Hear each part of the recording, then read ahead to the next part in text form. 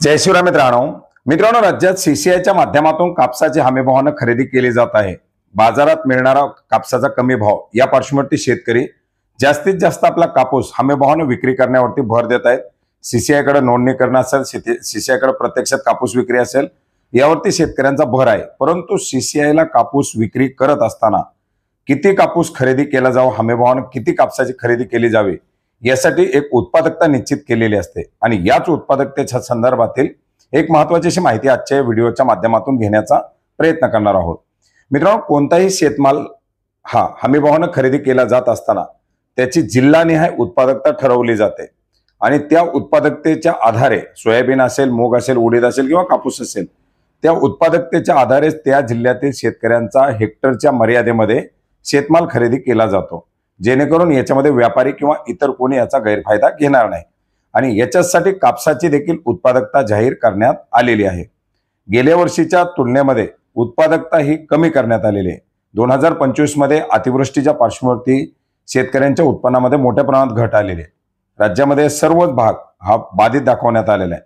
त्याच्यामुळे यावर्षी जी काही खरेदी केली जाणार आहे त्याच्यामध्ये कृषी विभागाच्या माध्यमातून कापसाची चालू वर्षातील उत्पादकता ही 12.80 क्विंटल प्रति हेक्टर एवढी जाहीर करण्यात आलेली आहे। तसा अहवाल केंद्र शासनाला दिलेला आहे आणि केंद्र शासनाच्या माध्यमातून दिलेल्या अहवालानुसार आता सीसीआयच्या माध्यमातून या प्रति हेक्टर उत्पादकतेमध्ये थोडीशी वाढ करून 13.57 क्विंटल प्रति हेक्टर एवढी उत्पादकता निश्चित करून कापसाची खरेदी करायला या ठिकाणी मंजुरी दिलेली आहे आणि त्या पार्श्वभूमीवरती हा कापूस खरेदी केला जातोय।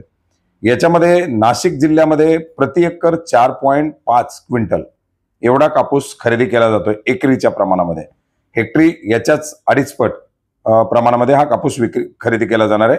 नाशिकसाठी प्रति एकर 4.54 क्विंटल, धुळ्यामध्ये 4.39 क्विंटल, नाशिकसाठी 4.76 क्विंटल, जळगावमध्ये 5.27 quintal, Ahilyanagar 3.03 quintal, Pune 5.82 quintal, Solapur 2.12 quintal, याच्यामध्ये Satara 4.66 quintal, Sangli 3.37 quintal, Chhatrapati Sambhajinagar 4.44 quintal, Jalna 4.84 quintal, Beed 5.45 quintal, Latur 6.18 quintal, Dharashiv 4.84 quintal, Nanded 5.21 quintal, Parbhani 5.33 quintal, Hingoli 5.21 quintal, Buldhana 5.33 quintal, Akola 5.57 quintal, Washim 6.67 quintal, सर्वात जास्त अमरावती जिल्ह्यामधून कापूस खरेदी केला जाणार तो आहे 7.69 क्विंटल, यवतमाळ 5.21 क्विंटल,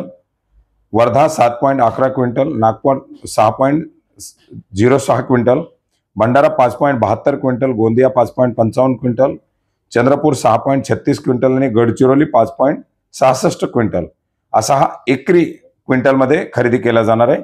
हेक्टरच्या मर्यादेमध्ये ती मर्यादा पुढे असणार आहे। अशा प्रकारे मर्यादा आता यावर्षी थोडीशी कमी करण्यात आलेली आहे। साहजिकच कापसाचं उत्पादन घटलेलं आहे आणि त्यामुळे ही उत्पादकता देखील कमी करण्यात आलेली आहे। याच उत्पादकतेच्या प्रमाणामध्ये शेतकऱ्यांचा सीसीआयच्या माध्यमातून कापूस खरेदी केला जाणार आहे। मित्रांनो, 15 नोव्हेंबर पासून सोयाबीनची देखील प्रत्यक्षात खरेदी सुरू होणार आहे। सोयाबीनची देखील लवकर उत्पादकता जाहीर केली जाईल आणि त्या उत्पादकतेच्या आधारे शेतकऱ्यांना आपला हमीभावानं माल विक्री करता येणार आहे। धन्यवाद।